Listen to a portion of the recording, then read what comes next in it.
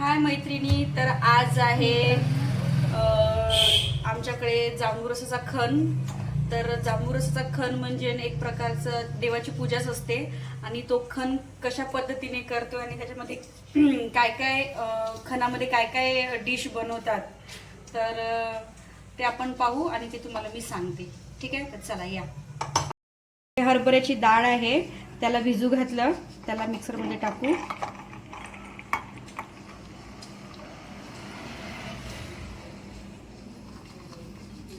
त्याच्यानंतर मिरच्या, त्याच्यानंतर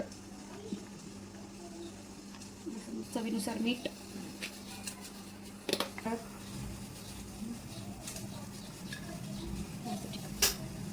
आपण मिक्सरमधून काढून घेऊ आणि एकदम बारीकसं नाही पाहिजे, थोडंसं जाडसरच ठेवायचं. ते 7 पात्या करून घेऊ डाळीचे आणि उरलेल्या डाळीचे सुद्धा पात्या करता येते वडे आणि खायला खूप छान वाटतात, चविष्ट वाटतात. तो त्यानंतर आपण आता कणकीच्या दिव्याची तयारी करू. आता हे पाणी ठेवलेलं आहे उकळण्यासाठी आणि पाण्याला उकळी आली आहे. तर मी मागील व्हिडिओमध्ये सांगितलं होतं की कशा पद्धतीने सांडा वरायचा, तर ते पहा कशा पद्धतीने सांडा वरते. तर आधी साखर टाकायची,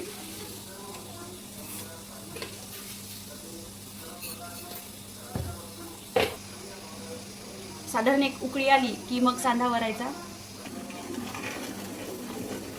अशा पद्धतीने सांडा वरायचा. आणि तुम्हाला मागील व्हिडिओमध्ये मी सांगितलंच होतं की सांडा म्हणजे काय, आपलं गव्हाचं पीठ राहते ते चक्कीवरून जाडसर दळून आणायचं आणि अशा पद्धतीने सांडा वरायचा, गोड सांडा, आणि थोडंसं हलकंसं मीठ पण टाकायचं. आपण हे कणिक मोडून घेतली आणि आता आपण याचे कणकीचे दिवे बनवायचे. ठीक आहे, चला पाहू आता.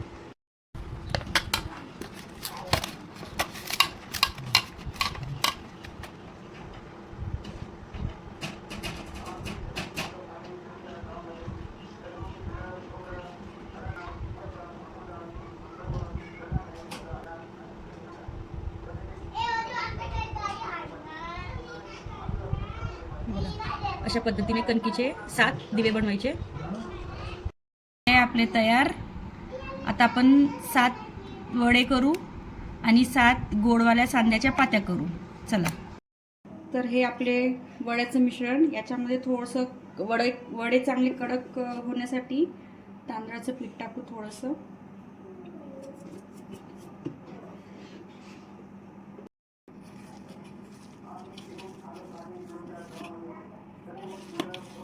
दिवे तळून घेऊ.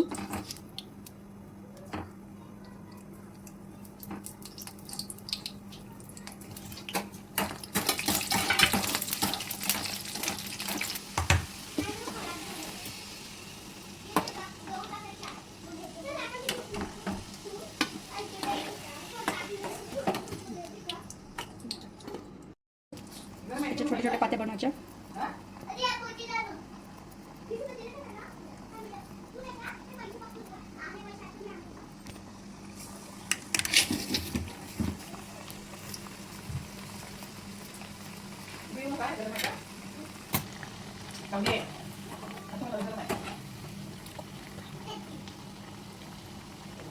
हे स्टॉप कर. छान पद्धतीने गोल्ड ब्राऊन असे शिजवायचे. आपले वडे रेडी.